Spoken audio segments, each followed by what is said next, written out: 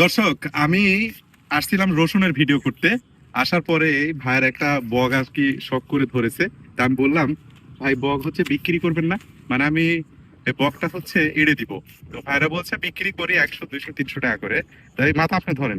তো আমি ভাইয়ের কাছ থেকে এটার দাম দিয়ে কিনে নিছি, নিয়ে এখন এটা আমি এড়ে দিব, মানে মুক্ত করে দিব আর কি। তো ওই ধানের জমি থেকে ধরছিলেন, হ্যাঁ, বক তো ধরা হবে না কো। ধানের এদের বাচ্চা থাকে তো, এর বাচ্চা এরা কষ্ট পাবে। ঠিক আছে, খুলে দেন, আপনাদেরকে আমি টাকা দিয়ে চা নাস্তা খাওয়ার টাকা দিয়ে দিচ্ছি। আমি এড়ে দিব এটা এখন, খুলে দেন। তো এই যে এটা কি বক ভাই?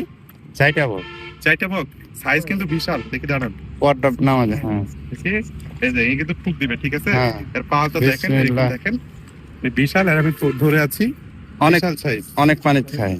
ভাই আপনাদেরকে আমি চা নাস্তা করে টাকা দিব, একে এড়ে দিলাম, ঠিক আছে। দেন। খুশি তো নাকি? ইনশাআল্লাহ। রাত ধরবেন বক না